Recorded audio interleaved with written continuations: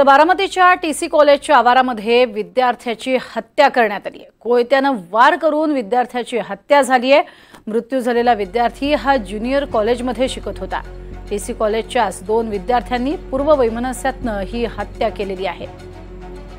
अधिक माहिती घेऊया, देवा राखुंडे आमचे प्रतिनिधी आहेत। अतिशय दुर्दैवी घटना खरं तर देवा, मात्र काय नेमका वाद होता आणि इतका वाद होईपर्यंत विकोपाला जाईपर्यंत तिथे कॉलेजमधले कोणी नव्हते का?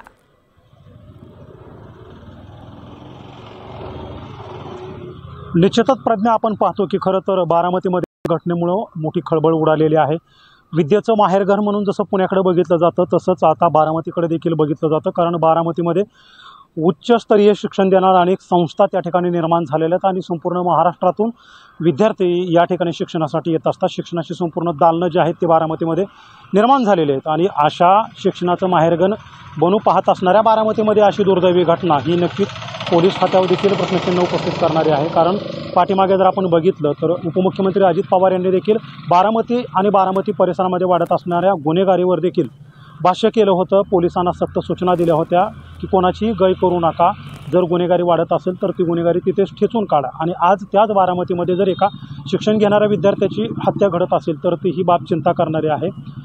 या घटनेमध्ये जे आरोपी आहेत ते अल्पवयीन आहेत। पोलिसांनी ज्यांनी गुन्हा केला आहे त्यांना ताब्यात घेतलेला आहे आणि नेमकी हत्या का करण्यात आली, काय घडलं होतं याचा शोध पोलीस घेत आहेत। आपलं पोलिसांशी जे बोलणं झालं आहे, पोलिसांकडून मिळालेल्या माहितीनुसार पूर्व वैमनस्यातून ही हत्या करण्यात आलेली आहे। कुठेतरी पाठीमागं दुचाकीचा गाडीला कट मारला गेला होता आणि त्यातून मनात राग होता आणि त्या रागातूनच ह्या हत्येचं रूपांतर म्हणजे पुढं हत्या घडली आहे। या गुन्हेगारीचं रूपांतर हत्याच झालं म्हणावं लागेल।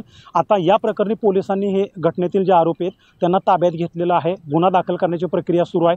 नेमकी हत्या का झाली, याच्या मागे पूर्व वैमनस्यच होतं की आणखीन काही इतर कारणं आहेत? हा प्रकार कॉलेज परिसरामध्ये घडलेला आहे, त्यामुळे इतर काही कारणं याच्या पाठीमागं आहेत का?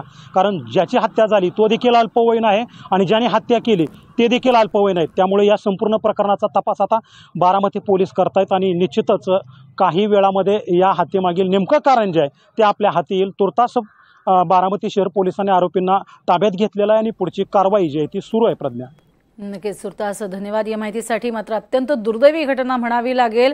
शिक्षणाच्या म्हणजे प्रांगणामध्येच जिथे विद्या घेतली जाते तिथे असं कृत्य घडणं हे अत्यंत दुर्दैवी आणि वाईट।